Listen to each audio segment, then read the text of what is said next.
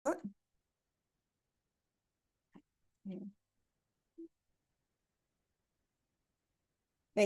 Ah, Assalamualaikum warahmatullahi wabarakatuh, Bapak Ibu semuanya. Salam sejahtera untuk kita semua. Puji syukur kita panjatkan kehadirat Tuhan Yang Maha Esa atas limpahan karunia-Nya sehingga kita dapat berkumpul dalam sesi webinar Sejuta Senyum Pensiun ke batch ke-97 ya Bapak Ibu. Tak terasa sebentar lagi batch ke-100. Mungkin nanti batch 100 kita akan buat sedikit games ya. Ada door prize kecil-kecilan barangkali nanti bisa kita meriahkan untuk sesi webinar ke-100. Dan alhamdulillah webinar Sejuta Senyum Pensiun ini merupakan bagi Bapak Ibu yang baru join, ini merupakan wujud komitmen dari ISQ Masa Persiapan Pensiun dalam bentuk wadah untuk para alumni training masa persiapan pensiun yang membentuk komunitas virtual ya untuk saat ini. Semoga next kita bisa menjadi komunitas yang bisa bertemu secara tatap muka secara langsung dalam komunitas Sejuta Senyum Pensiun. Adapun agenda webinar ini dilaksanakan tiap Jumat jam 13.30 sampai jam 3 sore dengan berbagai macam topik yang masih linear dengan program-program kita di kelas ya Bapak Ibu, dan tentu saja hari ini kita hadirkan Dr. Arif Budi Santoso AIFOK ya. Beliau merupakan dokter dan juga trainer sekaligus narasumber di bidang kesehatan untuk materi di ISQ Masa Persiapan Pensiun. Hari ini kita akan membahas terkait pola makan dan pola olahraga di usia senior. Mungkin dari Bapak Ibu semuanya sudah jamak ya kita jumpai topik-topik ini, kemudian materi ini. Namun, lagi-lagi Bapak Ibu perlu kita ingatkan lagi nih, karena seringkali walaupun sudah tahu nih A benar, B benar, C salah, cuma kalau kita kadang nggak diingatkan kembali sering lupanya ini. Nah, kali ini akan dibahas secara menarik dan nanti akan ada sesi konsultasi dan juga sharing juga dari Bapak Ibu semuanya kepada dokter. Saat nanti disampaikan, boleh nanti bertanya ya Bapak Ibu, baik melalui chat di kolom chat ataupun pertanyaan secara langsung. Baik, kita sambut langsung saja. Selamat siang. Assalamualaikum, dokter. Waalaikumsalam Mbak Dia, gimana kabarnya? Alhamdulillahirabbil alamin. Bagaimana, dokter? Alhamdulillah sehat, sukses, berkah luar biasa ya. Alhamdulillah. Ini Alhamdulillah. saya senang sekali kalau dokter Arbusa yang datang tuh. Soalnya fast respon dan gercep Bapak Ibu. Tapi saya nih jadwalnya sudah padat, jadi hanya bisa Sabtu Minggu saja nih. Rata-rata kita bisa booking jadwal beliau kalau untuk sesi offline. Baik, mungkin langsung saja ya Dokter Arbusa. Waktu Oke, kita terbatas, untuk waktu dan tempat disilakan. oke siap. Saya izin share screen ya.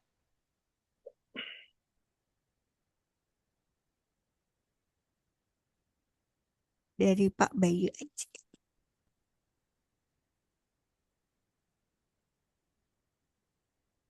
Sudah terlihat? Sudah, tapi belum present. Belum Iya, terlihat. Oke. Bismillahirrahmanirrahim. Alhamdulillah. Tadi saya lihat ada yang dari Bengkulu sama yang Cilacap. betul. Ibu Zubaidah, Pak Dodi ya, tadi dari Cilacap ya. Iya. Ini saya ucapkan selamat dulu karena Bapak Ibu sudah berada di forum yang tepat, forum yang bagus, yang menjadi salah satu, nanti ada banyak poin ini nih ya, untuk di usia emas. Lebih enak usia emas aja Mbak, jangan usia senior nih. Ini kadang-kadang semangatnya masih semangat muda soalnya, bener ya Bapak Ibu ya. Jadi Hmm. jangan disebut usia sudah senior ini, usianya sudah matang gitu aja.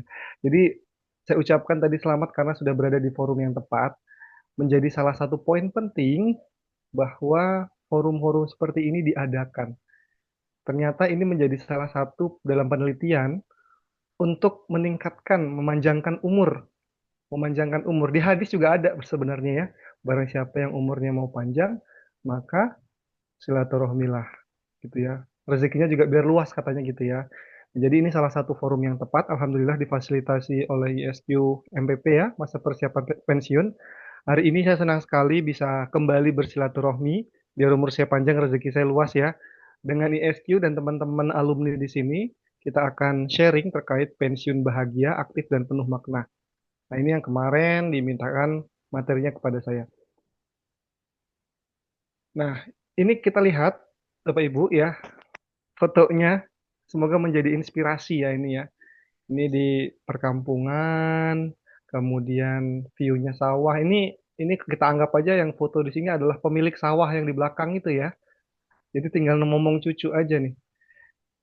Jadi ini menjadi salah satu ya. Moga-moga motivasi tadi ya. Ini Pak, ada Pak Bayu Aji. Pak Bayu ini tapi jangan salah tangkap ya Pak Bayu ya. Jangan salah tangkap ini fotonya ada satu bapak-bapak, dua ibu-ibu. Nanti dikiranya nanti ini double nih. Enggak. Ini enggak double ini Pak Bayu ya. Enggak dok, dok. Enggak ya. Iya. Foto yang sebenarnya seperti ini Pak Bayu. Jadi foto yang sebenarnya ini Oh iya. silaturahmi gitu ya. Ini tadi saya minta tolong sama AI untuk buatkan foto. Kok ini muka yang perempuan sama, muka laki-lakinya mirip juga ya. Tapi konsepnya adalah tujuannya tercapai. Moga-moga informasinya. Ya ini mungkin senior-senior atau yang sudah sepuh-sepuh, tapi mereka masih happy, megang cucu aktif, masih ke sawah. Ini mungkin gambaran-gambar orang zaman dulu.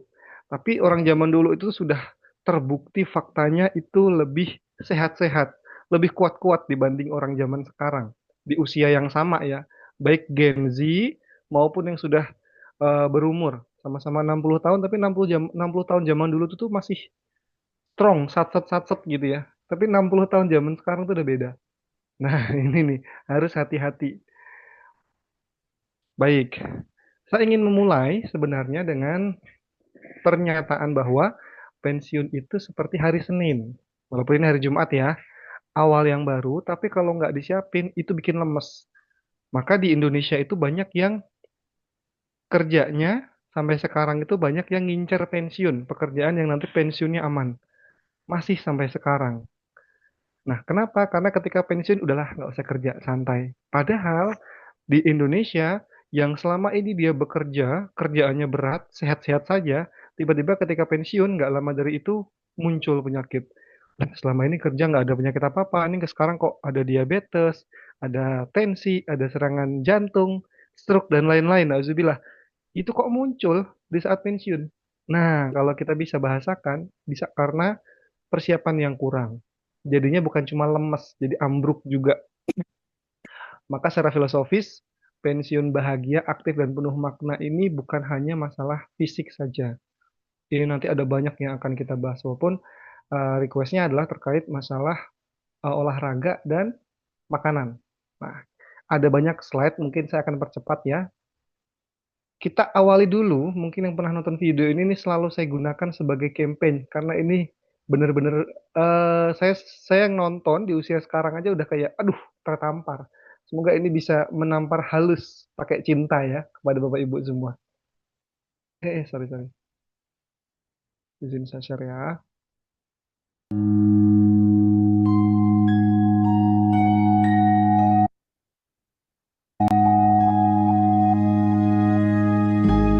What will your last 10 years look like? Will you be quick enough for a game of tag with your grandchild? Strong enough to embrace every moment?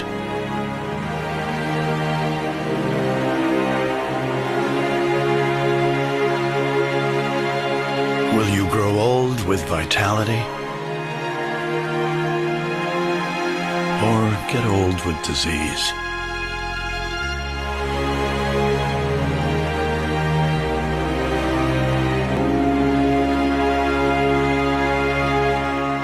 It's time to decide. The average Canadian will spend their last Oke, sisanya itu kampanye ya. Itu promosi kesehatan, tapi pesannya nyampe. Pesannya nyampe. Jadi dua slide foto tadi kanan dan kiri mau milih yang mana. Nah, ini kita semua setuju yang sebelah kiri ya, kalau dari layar sebelah kiri ya. Atau ada yang pengen sebelah kanan? Boleh ngacung nanti dapat hadiah dari Mbak Diah nanti kalau pengen yang sebelah kanan. Insya Allah nggak ada ya. Semuanya inginnya sehat. Secara definitif, sehat itu diartikan bahwa sempurna fisik, mental maupun sosialnya. Jadi fisiknya oke tapi mentalitinya nggak oke, itu belum dikatakan sehat. Sosial juga demikian, ini secara definitifnya. Kalau bugar, dia bukan hanya sehat, tapi dia mampu melakukan aktivitas sehari-hari tanpa merasa lelah yang berlebihan. Kalau udah punya tensi, jalan naik dikit, ngos-ngosan. Nah, itu berarti nggak bugar tuh. Tapi bisa dilatih kebugaran itu. Itu bagusnya. Rahasianya apa Pak Bayu? Rumahnya gede, ada kolam renangnya. Oh bisa, berenang ini Pak Bayu tiap hari keliling rumah gitu ya. Kalau yang lain-lain keliling komplek, keliling rumah kalau rumahnya besar seperti itu ya. Megang cucu sambil belajar. Nah ini mentalitinya dapet, fisiknya juga sambil gendong-gendong dapet. Jalan-jalan ke luar negeri, kalau ada duitnya gaskan ini ya. Boleh juga, ini juga bagus buat mental. Duitnya banyak. Ini no comment ya, setuju semua kayaknya nih kalau duitnya banyak ya. Karena bisa ngambil trainer, ahli gizi bisa disewa, wah macam-macam. Apalagi nih yang lagi naik-naiknya nih ya, emas nih, harganya nggak ada yang normal sekarang. Ya ini juga pasti menjadi rahasia. Atau yang terakhir Pak Bayu?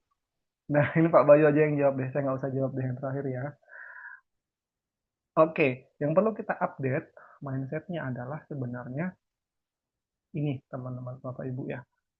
Jadi yang perlu kita update sebenarnya ini ketutupan. Mas, mungkin mikrofonnya boleh didekatkan, sepertinya suaranya Oh, rada kecilan. sebenarnya. Oke, oke. Oke. Jadi ini yang perlu kita tekankan bahwa mindset barunya. Pensiun itu sama dengan upgrade hidup. Jadi pensiun adalah kesempatan untuk merancang ulang hidup kita. Dan kesehatan adalah dasar dari kualitas hidup tersebut. Ada yang nggak setuju terkait statement ini? Boleh open mic. Kesehatan adalah dasarnya. Setuju ya, insya Allah ini kalau nggak ada yang open mic berarti insya Allah setuju ya. Setuju. Pensiun kerja, setuju ya Bu? Iya, terima kasih. Berarti pensiun kerja itu bukan pensiun hidup ya, hidup masih terus berjalan. Ini kemarin saya dapat informasi dari salah satu perusahaan rekan saya itu ada pensiun dini 200 karyawan ya. Memang ekonomi sekarang sedang kurang baik-baik saja, jadi ya banyak yang sedang dipensiunkan. Nah, ini menjadi kesempatan sebenarnya. Kalau bagi Kolonel Sanders, ada yang kenal Kolonel Sanders? Ada yang pernah dengar Kolonel Sanders? Wah, mungkin mungkin ada yang belum tahu, tapi yang sudah tahu pasti udah sering, udah pernah makan makanannya. KFC, Kentucky Fried Chicken. Kolonel Sanders itu ya umur 60 atau 70-an tahun, dia baru mulai usaha. Baru mulai usaha di saat dia sudah pensiun dari, kalau nggak salah itu Navy ya, dari pelayaran tentara pelayaran gitu ya. Pensiun, baru dia punya resep ayam gorengnya dicoba sana sini, gagal, sana sini gagal, ternyata berhasil. Dan sampai sekarang legasinya menurun sampai anak cucunya. Mulainya di usia 65-an kalau nggak salah, kalau nggak 72 saya lupa. Tapi ternyata mulainya di situ. Tidak ada kan terlambat untuk memulai. Nah, ini semoga mindsetnya bisa sama nih. Tua itu pasti, tapi apa yang terjadi pada tubuh pada saat menua? Nah, terkait poin sekarang ini, nanti sebelum kita membahas masalah olahraga, masalah makanan, kita juga harus membahas terkait tua itu emang yang terjadi di tubuh apa aja sih? Mungkin ada yang bisa open mic untuk menjawab. Menurut Bapak Ibu, nggak ada yang salah ya ini ya. Menurut Bapak Ibu, apa yang terjadi pada tubuh saat menua? Semuanya serba sakit, Pak. Loyo. Semuanya serba sakit. Pikirannya juga sakit nih, Pak ya? Bener-bener ada Pak kekhawatiran Suyanto. masalahnya. Oh, nah ini. Oke, oke, oke. Tapi saya suka nih, backgroundnya Bu Yuli Hardianti nih. Backgroundnya membuat saya jadi happy nih. Mobil-mobil keren, mobil motor-motor juga itu ya. Itu jadi hilang sakitnya. Baik, terima kasih Pak. Tadi sudah open mic juga ya. Jadi benar Pak Suyanto tadi ya. Secara fisik itu sebenarnya bukan sakit sebenarnya Pak. Jadi fungsinya menurun. Tubuh yang dia harusnya lecet dikit dibenerin, lecet benerinnya lama. Sama kayak kita jalan, yang selama ini jalannya bisa sat-sat lari sana sini. Ini sekarang jalannya jadi lebih pelan. Ya karena penurunan fungsi. Jadi sel yang tadinya rusak dibenerin oleh namanya regeneratif sel ya, diperbaharui selnya yang rusak-rusak itu si yang memperbenerin, yang benerin ini jadi dia nggak aktif lagi, aktifnya jadi sedikit. Jadi dia nggak bisa lagi ada 1.000 sel yang rusak, Biasanya langsung 999 dibenerin. Ini enggak, yang dibenerin cuma 700. Sisanya ya udah sakit selnya. Nah, karena kemampuan fungsi itu menurun.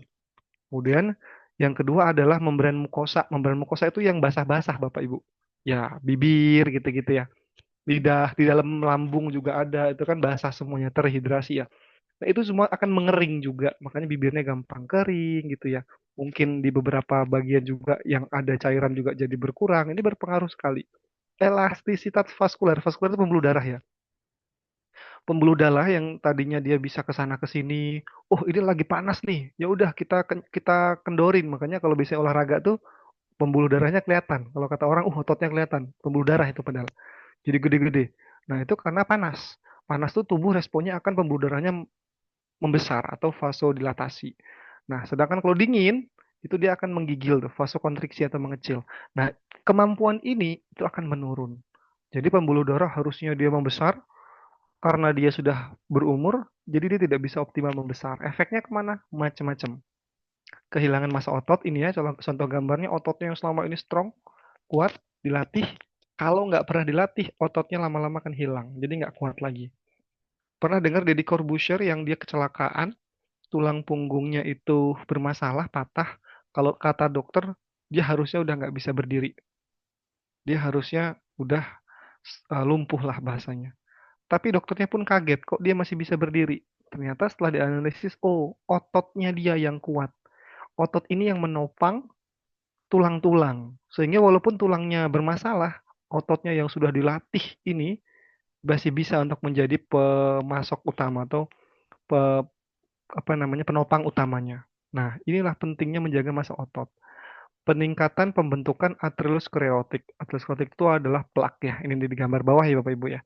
Plaknya ini pembuluh darah, ini jantung. Pembuluh darahnya ini jadi dia ada tumpukan lemak namanya aterosklerotik. Selang, kalau di dalam selangnya itu ada pasir-pasirnya, alirannya jadi nggak kencang, apalagi pasirnya itu nempel. Alirannya jadi susah. Sama dengan pembuluh darah, ibarat kata selang. Makin banyak tumpukan, akhirnya mampet. Ketika mampet, sialnya kalau selang mungkin masih bisa aman ya. Cuma kalau pembuluh darah, kalau mampet, pecah. Nah, kalau pecahnya di otak jadinya stroke. Pecahnya di jantung, serangan jantung ya, karena pembuluh darahnya udah nggak kuat.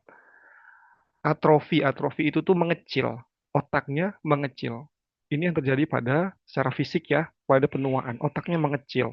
Jadi yang volumenya tadi besar, karena dia usia, dia mengecil. Ini yang pasti terjadi kepada penuaan. Siapapun itu, pasti akan terjadi. Tapi, Bapak Ibu bisa menanyakan, loh kok umurnya sama, tapi kok tuanya beda? Banyak ya, ini jangan bandingnya sama artis ya Bapak Ibu ya. Tolong jangan-jangan bandinginnya sama artis. Kalau artis nggak sinkron bandinginnya. Gitu ya. Belum make up-nya, belum lain-lainnya. Itu belum tuh. Oke. Selain itu, faktor pentingnya adalah fungsi fisik turun tadi ya. Massa ototnya turun. Kemudian ada sarkopenia tadi ya. Ototnya itu turun drastis banget sarkopenia. Memori dan kognisi, udah yang sering nyerok kunci lupa-lupaan, nggak ketemu-ketemu, sampai kadang-kadang berantem. Di mana sih mah kuncinya mah? Nggak ketemu-ketemu. Padahal di kantong. Ada ya kayak gitu. Karena volume otaknya menurun. Sekitar 5% per 10 tahun, kurang lebih. Kemudian kesehatan mentalnya juga akan turun, berpengaruh juga. Kemudian respon motoriknya. Jadi refleksnya lebih lambat. Nah, ini juga berdasarkan jurnal penelitian, ini yang biasanya terjadi pada penuaan. Bagusnya, ini jeleknya ini pasti terjadi, tapi bagusnya kejadian itu persentasenya bisa dicegah. Ada orang yang 3-5%. Nah, kalau disuruh milih, Pak Suyanto milih yang 3% apa 5%? Pasti yang 3% aja ya Pak ya, jangan sampai 5%. Kalau bisa 1%. Iya, betul Pak. Benar ya Pak ya? Betul. Kalau Ini bisa pengaruhnya ingat. nih Pak, yang membuat 4 ini yang perlu dipaham ini kayaknya. Oh, betul. Jadi dan ini kita harus touch semua nih. Fisiknya gimana biar nggak turun, kognisinya biar nggak turun, mentalnya biar nggak turun, motoriknya biar nggak turun. Nah, salah duanya adalah makan dan olahraga nanti ya. Langsung saya spill nih ya. Secara psikologis tadi ini baru ke secara fisik nih Bapak Ibu nih. Secara psikologis juga beberapa banyak yang psikologisnya bermasalah seperti hampa, penyakit jadi gampang muncul. Tuh relate tuh. Udah stres, ternyata stres itu bisa berpengaruh ke fisik, namanya psikosomatis. Saya pernah dapat pasien saya itu mengeluh masalah lambung. Sudah berobat ke dokter, dokter spesialis. Nah, pasien ini uniknya sudah ke konsultan profesor pun masih ngobrol sama saya, masih telepon, "Dok, saya kok dibilang gini ya, Dok? Dok, kok saya dibilang gini ya, Dok?" Nah, akhirnya mungkin kalau memang sudah dilihat dari spesialis penyakit dalam profesor mengatakan baik-baik saja, mungkin arahnya ke psikolog. Nah, orang Indonesia sialnya kalau ke psikolog atau ke dokter SPKJ, spesialis kejiwaan itu dianggap gila. Padahal enggak Bapak Ibu. Saya punya teman lagi sekolah spesialis sekarang, itu dia rajin, rajin ke psikolog. Karena dia tahu dia, oh ini saya stres nih di sini nih, gimana caranya biar aman ngobrol sama psikolog. Ya aman, sampai sekarang dia aman. Nah ini yang mindset orang Indonesia masih agak ngeri kalau ke psikolog atau ke ahli dokter jiwa ya, dokter SPKJ, kesehatan jiwa. Padahal ini untuk mencegah psikosomatis. Akhirnya pasien saya tadi sudah ke Singapura juga, ternyata di Singapura normal. Dok, bener ternyata dok, saya disuruh ke psikolog juga. Lah, udah jauh-jauh ke Singapura ternyata. Artinya, psikis itu berpengaruh terhadap fisik. Sengaruh itu. Bukan dia pura-pura sakit, bukan Bapak. Benar-benar yang dirasakan dia sakit. Tapi di fisik tidak ada tanda-tanda sakit itu. Nah, maka masalahnya di pikiran. Ini kan harus dikaji ya, kita harus make sure beliau udah melakukan pemeriksaan spesifik secara fisiknya ya. Udah endoskopi macam-macam dan itu nggak kelihatan. Nah, selanjutnya orang yang menjaga gaya hidup sehat memiliki risiko lebih rendah terhadap penyakit kronis seperti diabetes dan hipertensi. Ini udah dari jurnal Anti-Aging ya, Journal of Aging Research 2023. Nah, pensiun itu punya waktu 24 jam untuk hal yang kita pilih. Kalau yang selama ini 24 jam pagi sampai sore kerja kerja kerja kerja kerja nih ya. Awalnya ketika udah nggak kerja itu tuh ada sesuatu yang nikmat. Kenapa? Karena kalau kita kerja itu kita menunggu biasanya Sabtu Minggu libur. Jadi ini libur terus tuh. Itu mungkin berjalan hanya beberapa bulan. Mungkin teman-teman psikolog sudah pernah share ya bahwa ada fasenya itu fase denial dulu, nanti fasenya masih happy-happy dulu ternyata lah kok lama-lama jadi suntuk ya, jadi bosen ya. Lah inilah pentingnya perencanaan. Jadi sama-sama 24 jam, tapi ini kita pilih. Milihnya jangan milih-milih yang enak-enak banget. Milihnya sesuai dengan apa yang baik, bukan apa yang disukai saja. Nah, ini nih pertanyaannya. Mungkin saya mau minta tolong nih tadi ya. Kepada Ibu Umi, boleh Ibu Umi atau Pak Dodi. Kenapa nih Pak, Bu? Kenapa kok umurnya 60 tahun, kok fisiknya beda? Ada yang masih kelihatan awet muda, ada yang udah tua banget, ada yang udah masih bisa lari, ada yang jalan aja susah. Boleh nggak saya minta pendapatnya nih? Bu Rina atau Pak Heru? Saya dok, Dodi dok. Tadi Pak disebut Dodi, soalnya dok. boleh Pak Dodi, silahkan. Pertama, mungkin faktor dari pola hidup sebelumnya. Jadi pola hidup itu terkait dengan pola makan, terus olahraga, pola kerja, terus berikutnya juga pikiran kali ya.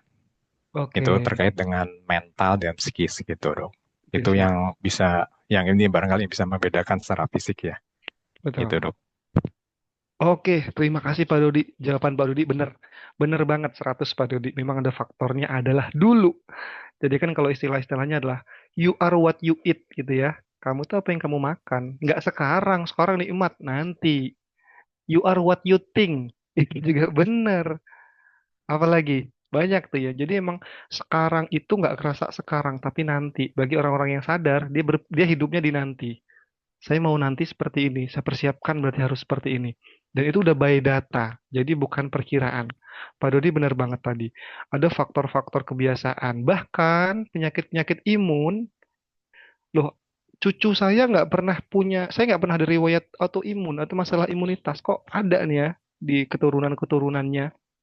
Oh, ternyata setelah diteliti itu karena faktor kita. Makanan kita yang nggak bagus merusak DNA kita, bukan langsung ke kita, tapi ke bawah-bawahnya. Nah, dari makanan, dari aktivitas fisik, dari stresor, tadi benar sekali Pak Dodi. Tapi ada dua hal. Dua hal juga sebenarnya yang penting. Satu, dari budgetingnya. Benar ya? Bu Yuli ya, kalau budgetingnya kenceng ya bisalah diatur gitu ya Bu ya. Bisa ke Korea nanti. Tapi itu non fisiknya. Yang kedua karena gen. Kalau gen ini udah berkahnya Gusti Allah tuh. Ada yang genetiknya, saya punya teman satu angkatan, mukanya nyampe sekarang masih kayaknya SMA terus. Kita sampai muka kok gitu terus mukanya, itu udah faktor gen. Faktor genetiknya emang udah seperti itu ya. Itu kita nggak bisa dapatkan ya. Tapi kita bisa ciptakan dengan menciptakan kebiasaan-kebiasaan yang baik. Terima kasih tadi Pak Dodi ya. Jawabannya 100 tepat sekali. Nah, tapi faktor selain makan olahraga juga ternyata faktor kebiasaan. Namanya radikal bebas. Radikal bebas ini adalah sesuatu hal yang terbentuk karena adanya ketidakseimbangan elektron. Ini agak klinis dikit ya, dikit banget aja lah. Jadi intinya si selnya ini harusnya dia stabil elektronnya, sel itu terdiri dari elektron neuron gitu di dalamnya ya. Dia harusnya stabil karena ada masalah, karena UV-nya, sinar UV, inflamasi, karena rokok, radiasi, polusi. Ini di Jakarta, halo, apa kabar? Gitu ya. Ini buat saya juga ya. Jadi polusinya luar biasa, itu akan merusak DNA-nya. DNA yang rusak ini akan menyebabkan radikal bebas. Namanya radikal bebas, dia labil. Dia senggol sana, senggol sini untuk mencari pemenuhan kebutuhan dia. Nah, senggol ke sel yang lain, selnya jadi ikut rusak, ikut rusak. Karena DNA ini ibarat kata perusak. Maka solusinya adalah antioksidan. Penting untuk punya antioksidan. Karena yang memenuhi sel-sel elektron yang rusak ini adalah antioksidan. Pertama itu, pembentukan radikal bebas yang solusinya adalah antioksidan. Tapi radikal bebas terbentuknya seperti ini ya kurang lebih ya. Ada yang rokok, radiasi, cahaya, polusi, inflamasi, stres ternyata bisa.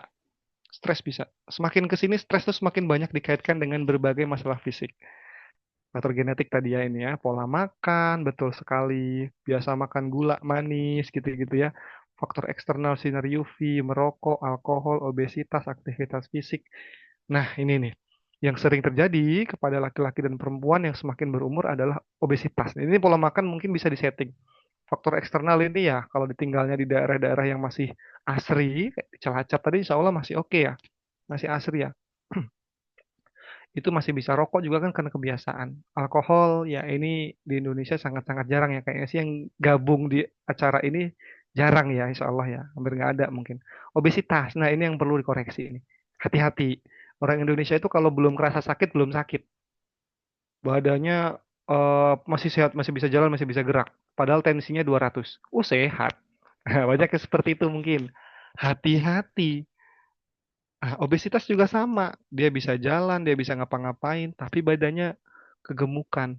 Itu sudah masuk definisi sakit sebenarnya. Tidak harus sakit itu tidak harus merasakan sakit. Nah, itu yang perlu dipahami. Obesitas itu termasuk sebenarnya karena penyakit metabolik itu ada hipertensi, gula, kolesterol. Salah satunya adalah asam urat ya sama obesitas. Obesitas ini yang kadang-kadang indikasinya jarang dilihat. Padahal ini menjadi orang yang termasuk indikasi orang yang sakit. Aktivitas fisik rendah. Yang pakai smartwatch coba dihitung udah berapa langkah hari ini jalannya. Nah, ini juga bisa menjadi salah satu penyebab dari stres oksidatif yang meningkatkan radikal bebas. Nah, ini tadi ya jawabannya. Nah, yang terjadi saat penuaan secara sarafnya, lambungnya, ginjalnya, jantungnya, napasnya, pernapasannya, paru-paru, secara endokrin semua menurun. Semua menurun Bapak Ibu. Jadi gampang lupa. Ada ya yang gampang lupa ya. Nafsu makannya menurun. Iya, karena hormon yang membuat dia lapar maupun dia membuat dia kenyang itu nggak sinkron lagi. Namanya grelin sama leptin gitu ya. Tensinya tinggi, ada banyak. Loh, saya udah bagus nih dok makanannya. Udah bagus nih dok yang lainnya. Tapi kok masih tinggi? Ya genetiknya bisa jadi. Nah ini makanya tensi ini sering nggak kelihatan Bapak Ibu. Sering banget tidak kelihatan. 200 biasa aja banyak. Saya sering dapat. Ada pasien 190 per 110 biasa aja. Dok, saya nggak ada keluhan loh dok. Tapinya ini yang kadang dia percaya. Iya Pak, tapinya tidak ada keluhan itu tapi tetap tinggi. Makanya perlu dicek berkala. Inilah kenapa hipertensi disebut sebagai silent killer. Pembunuh yang diam-diam. Gitu ya. Ngos-ngosan, susah tidur. Ini semua berpengaruh terhadap penuaan. masalah kesehatan dan usia juga penyakit ya, penyakit jantung terutama ya, bisa muncul hipertensi. Ini saya kasih data-datanya dulu aja. Osteoartritis sendi-sendinya Bapak Ibu ya, diabetes, osteoporosis. Mungkin ada yang ngalamin di sini? Ada ya, satu dua mungkin yang ngalamin ya. Ah, ini secara kognisi atau fungsi otaknya. Di mana penuaan tadi saya bilang namanya atrofi, nyusut ya, menurun. Nih kalau lihat gambar di otak nih, saya share ya gambar otak asli itu seperti ini. Ada gyrus sulcusnya istilahnya namanya. Yang sebelah kanan tuh yang masih oke tuh, tanda kutip masih muda mungkin ya. Tapi makin menua itu yang sebelah kiri, nyusut dia. Nah ini emang sudah seperti itu. Nah efeknya kemana? Efeknya jadi banyak sekali. Proses multitaskingnya, mengingatnya, mengolah informasi jadi nggak sinkron, jadi berkurang. Bahkan ada yang demensia atau penyakit lupa ya, itu juga bisa. Banyak sekali muncul, gitu ya. Nah, ini kalau saya ingatkan lagi sebelum kita masuk ke yang inti, takdir itu di tangan Tuhan, benar sekali.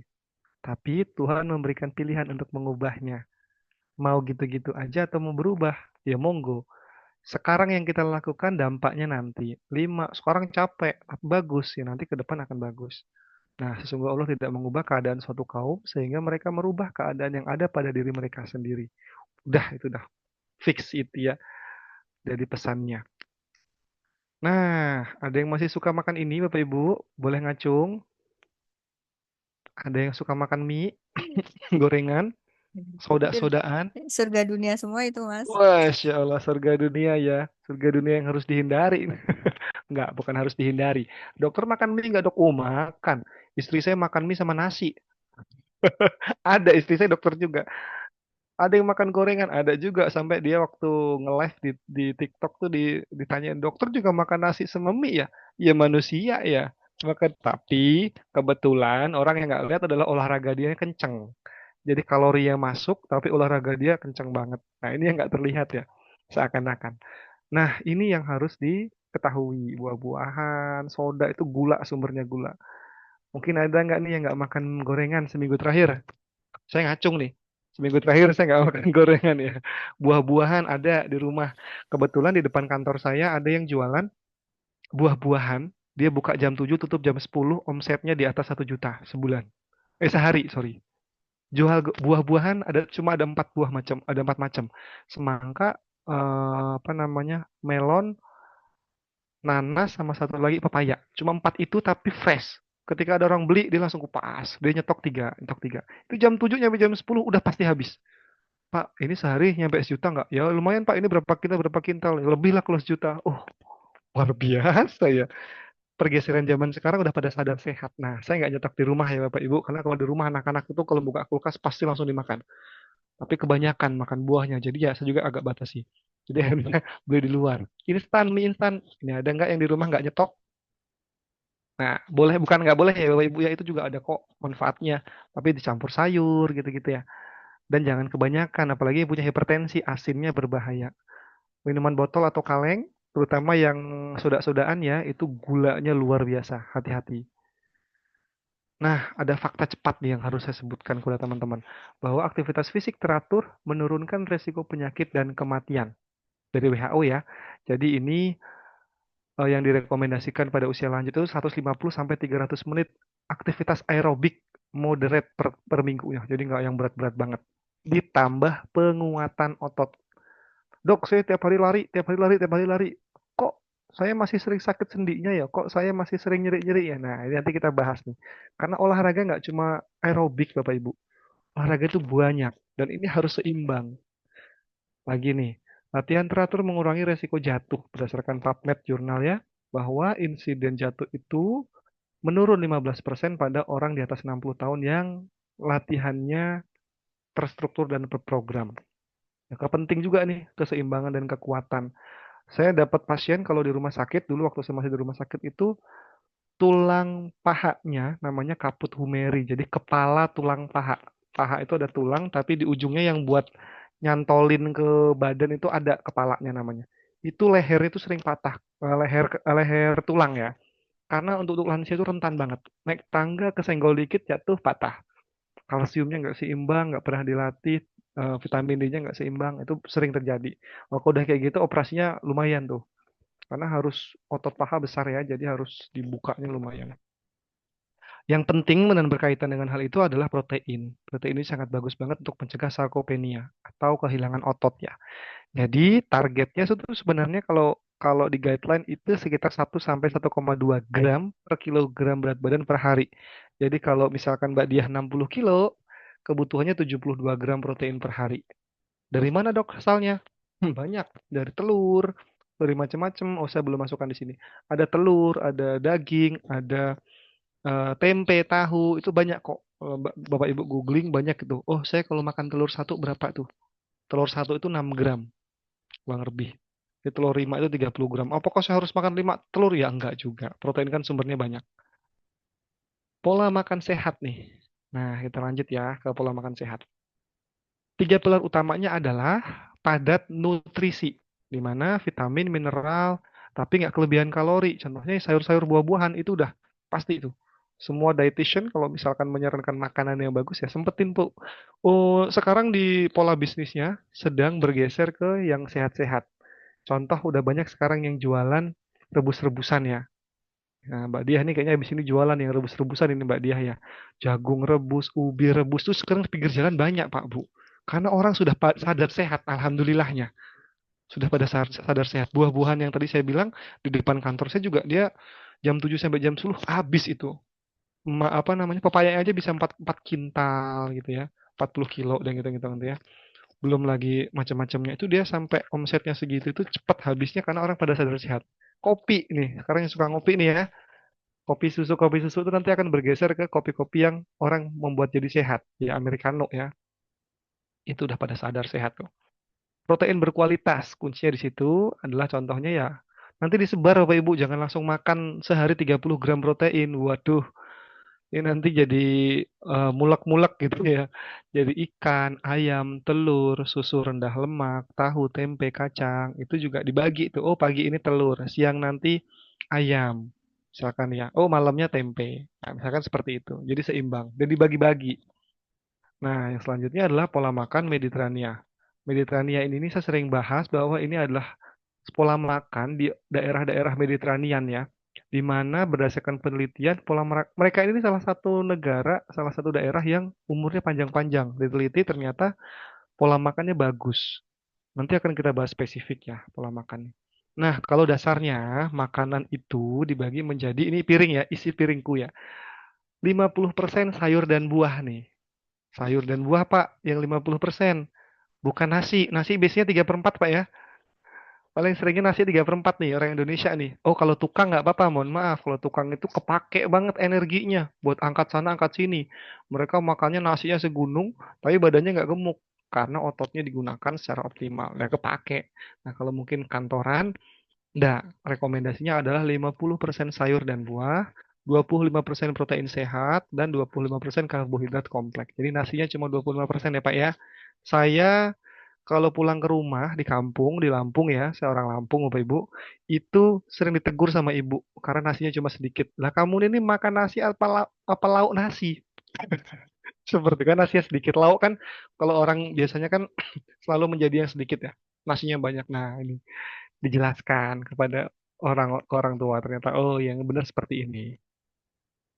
Kemudian you are what you eat ya. Ini diet Mediterranean tadi terbukti menurunkan resiko penyakit jantung. Konsepnya seperti ini, Bu. Yang harus tiap hari dimakan seperti gandum-ganduman gitu ya, kacang-kacangan. Itu rekomendasinya tiap hari. Sayur dan buah juga tiap hari. Nah, di sini yang unik ada olive oil, minyak zaitun. Minyak zaitun itu di diet-diet orang Mediterranean itu juga seharusnya tiap hari direkomendasikan. Kalau mungkin yang pernah ke Tanah Suci itu banyak tuh yang jualan olive oil tuh. Bisa itu juga diminum tuh. Nah, yang jarang-jarang ya seperti ikan-ikanan gitu nggak harus tiap hari ya Pak Ibu, apalagi yang udah kayak yogurt gitu-gitu ya. Itu bisa beberapa kali aja dalam seminggu. Tapi kalau udah kayak yang manis-manis, yang jajan-jajanan gitu ya kadang-kadang aja. Prinsip Mediterranean seperti ini sebenarnya. Nah, konsumsi buah sayurnya tiap hari, minyak zaitun juga menjadi lemak utama, fokusnya ke protein, protein, protein, protein. Saya ingatkan terus, karena ini menjadi salah satu kunci pentingnya. Yang menjadi sering bermasalah adalah garam dan gula. Garam dan gula ini no comment, harus benar-benar dijaga banget. Saya sudah membiasakan diri saya setiap saya ke warteg, less sugar, less sugar, less sugar. Gulanya setengah aja emangnya. Kadang-kadang kalau wartegnya udah hafal tuh, wartegnya udah hafal, setengahnya dia tuh masih manis banget Bapak Ibu. Nah, ini kadang-kadang perlu tuh di-remind tuh. Gulanya dikit aja. Sudah hafal beberapa, tapi ini menjadi kebiasaan.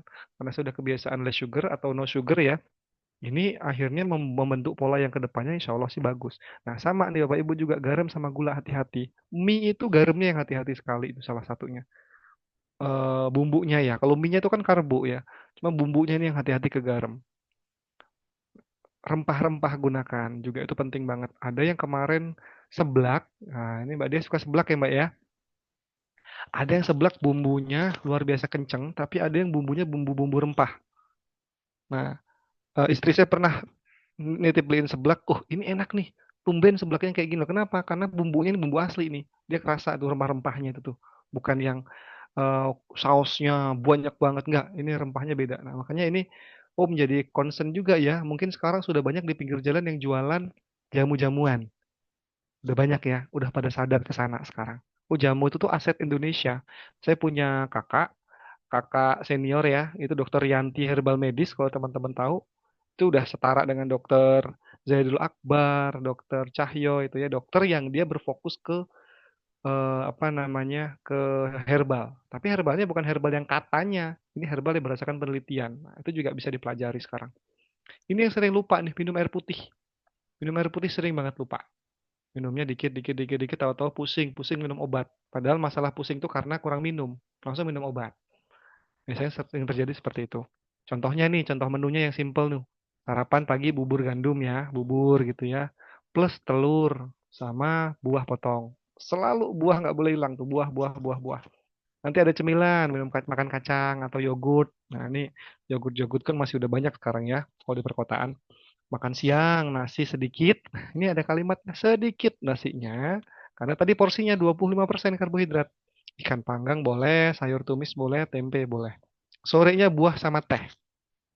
Ini boleh, teh diganti dengan susu boleh, susu-susu yang ada vitaminnya gitu-gitu boleh gitu ya. Tapi teh ini emang jangan sambil makan, karena akan mengganggu penyerapan dari zat besi. Makan malam, sup sayur, ayam suwir, ubi jalar. Nah, ubi celembu itu enak banget tuh. Sehat, direbus, pokoknya rebus-rebusan. Terkait diet, masih ada yang berhubungan dengan diet, itu adalah puasa. Puasa ini sudah diteliti, bahkan banyak peneliti di dunia yang masuk Islam karena kekuatan informasi terkait puasa ini. Dan saya sudah ngobrol sama beberapa teman yang beda agama, itu setiap agama ternyata ada ritual puasa.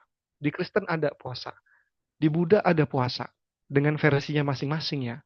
Itu udah dari zaman dahulu kala manfaat puasa itu luar biasa. Ternyata diteliti 2016 oleh Yoshinori Osumi bahwa ketika puasa, lapar, 8 sampai 16 jam, karena di Indonesia beda ya sama di Jerman ya puasanya, tubuh akan membentuk protein khusus yang disebut yang dia di seluruh tubuh yang disebut dengan autofagisom. Autofagisom itu diambil dari kata auto otomatis, fagisom makan. Jadi dia otomatis memakan sel-sel yang rusak. Ketika dia puasa, tubuh itu akan mengaktifkan ini autofagi. Jadi sel-sel yang rusak di dalam tubuh udah ada sel yang rusak nih, dibiarin aja sama tubuh nih. Dengan puasa dia akan dimakan. Terus dimakan terus diapain lagi, Dok? Diperbaharui lagi, regenerasi sel lagi. Nah, inilah kenapa puasa itu bagus banget. Di firman Allah juga ada ya di Quran surah Al-Baqarah ya, dengan puasa lebih baik bagimu jika kamu mengetahui. Nah, mengetahuinya ini alhamdulillah setitik ilmunya dikeluarkan oleh non-muslim, Masumi. Kemudian Rasulullah juga bersabda, berpuasalah maka kalian akan sehat. Udah, puasa mau pakai, Dok, saya pakai intermittent fasting dong, pakai apa? Monggo. Intinya konsepnya puasa. Tapi kalau dalam Islam ya puasa sesuai dengan Islam. Dapatnya kan double, pahala dan apa namanya, manfaat sehat. Dok, saya punya asam lambung, puasa. Gimana, Dok? Sembuh malahan. Banyak loh yang asam lambungnya sembuh karena puasa. Kalau dia malah kumat, berarti puasanya kurang benar. Kenapa dibilang kurang benar puasa itu? Secara konsepnya adalah batinnya, pressure di otaknya semakin menurun. Kalau yang niat puasa ya, bukan yang lupa sahur, lupa nggak sarapan sekalian puasa deh. Itu niatnya kadang-kadang udah beda. Atau nggak makan sehari, itu niatnya udah beda. Tapi kalau misalkan niatnya dari awal udah puasa, otak tuh sudah sadar. Dia tidak boleh melakukan hal-hal yang dilarang. Dia tidak boleh makan tertentu. Otak tuh sudah punya awareness sendiri. Sudah ada mekanisme di otak bahwa ketika orang puasa itu lambungnya pun akan terlapisi. Tapi kalau dia nggak telat makan, beda kasusnya. Makanya ini banyak orang puasa malah sembuh lambungnya. Gitu. Tadi ya, ini pentingnya puasa sekilas saya bahas. Nah, ini minum ya. Yang Bapak Ibu yang sudah siap minum, minum dulu ya. Saya udah bawa juga nih minumannya nih. Langsung contohin minum air putih nih, biar nggak kayak si abangnya itu ya. Mbak Diah, minum dulu Mbak Diah. Oke, langsung saya praktekin minum, karena penting ini minumnya Bapak Ibu ya. Kenapa? Karena tubuh kita itu kan persentase terbanyaknya cairan. Kita udah ngisi makanan sehat, macam-macam olahraga, macam-macam. Lah, minumnya kurang. Gimana dia bisa mengclearance? Bagaimana dia bisa membantu memetabolisme dengan baik? Ya minum penting, air putih terutama ya. Jadi biar nggak pusing, kepalanya sakit, bibirnya pecah-pecah gitu ya, buang air kecilnya jadi jarang. Jadi SK juga bisa tuh, sering nahan kencing, minumnya kurang tuh. Kelelahan, jangan-jangan selama ini kurang minum.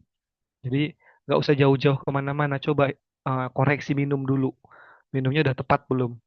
Udah bagus belum? Biasanya kalau di beberapa perusahaan, kamar mandinya dikasih indikator tuh ya, warna urin. Nah, itu juga dilihat, diperhatikan. Waduh, saya sepertinya ini kurang minum nih karena warnanya mungkin agak orange, kuning gitu ya. Atau bahkan ada yang merah. Nah, hati-hati tuh.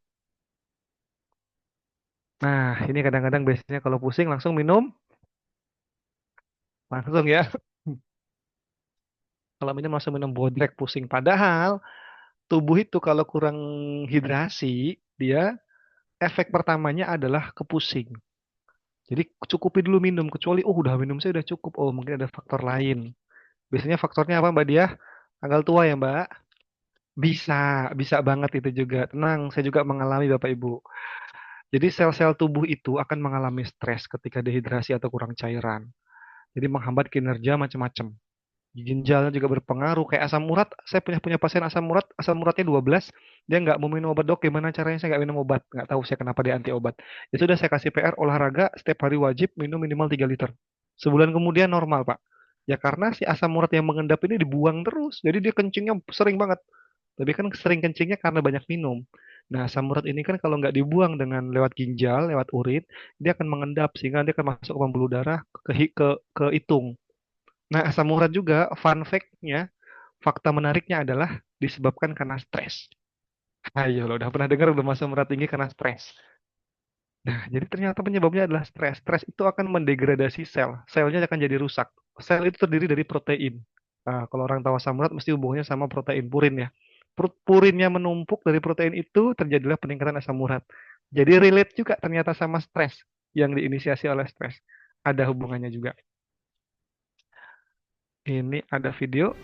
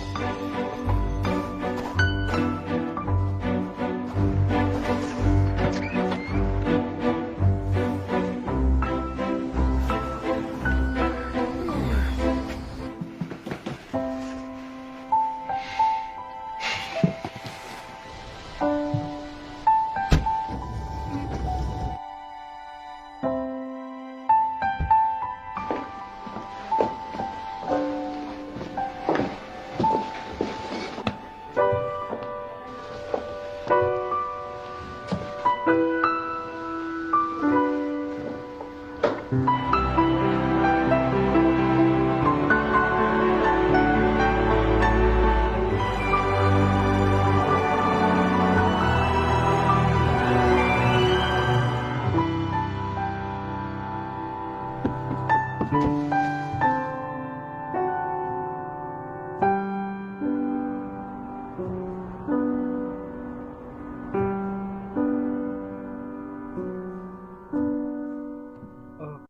thank you ya. Nah, jadi itu ya kurang lebih Bapak Ibu ya, yang diniatkan untuk mempersiapkan diri secara fisik. Nah, ini olahraga juga ya. Kita sekarang akan percepat aja di fokus ke olahraga.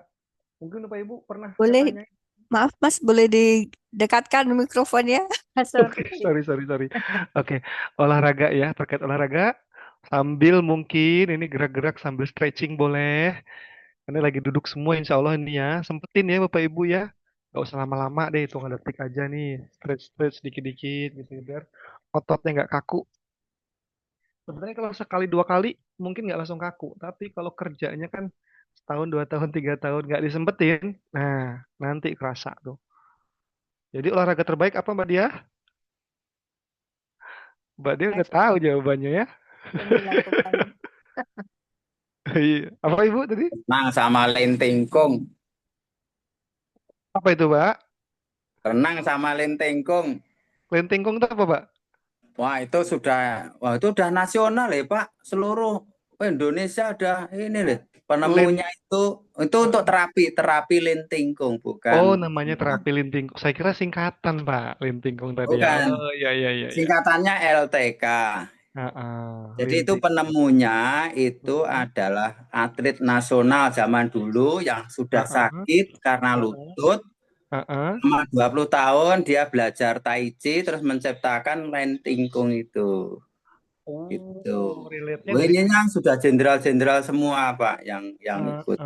dari Tai Chi tadi ya Pak ya, basicnya Ya, dari dari turunan Tai Chi sana ini oleh Oh. orang Indonesia, keturunan Cina gitu. Oke. Pak Joko Jadi ngelakuin juga pesertanya Pak? banyak Pak, sekarang setiap daerah ada. Pak Joko ngelakuin juga nggak Pak Joko? Lentingkungnya, berenangnya? Saya baru Pak, tapi saya nggak bisa. Saya bisa merasakan. Di sini banyak Oke. Pak testimoninya. Ternyata Lentingkung. teman-teman itu yang tadinya mau operasi nggak jadi operasi. Yang tadinya nggak bisa jongkok sekarang udah bisa jongkok. Nah, Wah, hebat nih. itu iya Lentingkung. gitu. Kalau Terus lentingkung sih, saya harapkan terus karena saya renang, teman-teman banyak yang ikut renang. Sekarang yang tadinya saraf kejepit, ya enggak ada lagi saraf kejepit. nah itu dia Pak Enak itu Joko. Pak. Enak itu. Saya Jadi juga itu punya. memang rekomendasi dokter itu dua itu yang diiniin. Oke. Terutama untuk jadi tidak ada lari, tidak ada ini gitu. Oke Itu Pak pertama Joko. kali itu pada nggak kuat Pak, karena cuma jinjit-jinjit Pak. Masuk jinjit-jinjit nggak kuat itu Pak. Gimana coba? Saya sendiri ngalami, saya itu olahragawan ibaratnya gitu. Suka olahraga ya Pak? Itu 300 kali Pak. Masya Allah 300 kali Saya ya. itu harus bisa dirasakan gitu. Jadi 100 kali udah pegel-pegel itu Pak. Nanti karena pertama kali itu kadang-kadang ada yang seminggu nggak bisa jalan Pak. Ada yang cuma sehari, 2 hari, 3 hari udah sembuh gitu. Karena harus dilakukan terus-menerus gitu. Oke Pak Joko. Makasih Cuma banyak. jinjit-jinjit Pak nanti kita boleh lentingkung itu nih. apa? Ada di Mbah Google banyak itu Pak. Siap. Oke. Keren Pak Joko. Nah ini nih bagus nih Pak Joko nih. Terima kasih Pak Joko ya. Sama Saya juga. renangnya itu yang tadinya tidak pernah renang sama sekali. Cuma dia saya anggap ini harus berani masuk air. Begitu masuk air itu Pak, 3 kali apa istilah latihan itu bisa renang Pak. Hebat toh. Itu ibu-ibu loh Pak, udah umur ya. di atas 60 loh. Iya, betul. Nah, oke Pak Joko. Jadi ini saya konfirmasi ya. Karena tadi saya lentingkung baru dengar Maaf, nih. saya Pak kok Joko. nggak ada, saya hidupin kamera saya. Nah baru nyala nih, baru kelihatan ganteng senyumnya nih loh Pak. Oh iya. Iya. Jadi saya memang kalau lentingkung baru dengar Pak, tapi kalau Tai Chi, kalau dasar dari Tai Chi ya udah itu no debat gitu. Dasarnya nanti Tai bagus Chi itu Pak nanti. bagus Itu banget cuman Tai Chi ya kalau itu memang untuk lansia Pak. Iya, betul. Tai Chi emang buat Diutamakan lansia. lansia, tapi anak-anak harus ikut Pak itu. Iya, bagus bagus itu Tai Chi ya. Basicnya ke Tai Chi ya. Saya mungkin nyebutnya Tai Chi karena saya masih belum paham lintingkung. Cuma kalau konsep dari Tai Chi itu bagus. Sama berenang tadi. Nah, bener banget yang low impact. Jadi lututnya nggak sakit, tangannya nggak sakit. Kalau yang ada kolam renang ya Bapak Ibu ya. Kalau yang ada kolam renang ya Nggak usah berenang. dalam-dalam, hanya 1 meter aja nanti Ah, latihan. iya, Nanti habis itu iya. saya kasih hari kedua, latihan kedua, hari kedua itu saya kasih apa namanya, sabuk pelampung itu Pak, sabuk Oh, kaki betul betul betul. itu langsung di kedalaman 2 meter itu udah bisa Pak. Berani ya dia ya. Jalan iya, jalan bener. Iya iya iya. Jalan-jalan Iya. udah berani dia ini. Nah, habis itu baru renangnya Pak, kita kasih renang. Iya. Kali ketiga tuh udah bisa renang itu gimana coba? Bagus bagus bagus ya. Itu Pak Paling memang cepat bener Pak. banget ya. Ya, Tapi saya dulu empat kali pertemuan, 4 kali itu Oke, bisa renang. Ya, langsung bisa baik. renang Pak ya. Nah, Terima tapi memang kalau kembali ke pertanyaan kita, olahraga terbaik adalah, nah benar kalau versinya Bapak Joko tadi adalah olahraganya berenang dan lintingkung gitu ya. nah, Benar, makanya saya tanya, terapi lintingkung tuh. terapi Apa lintingkung. Pak Nah, namanya Pak? oke, makanya saya tanya tadi ya, dilakukan nggak?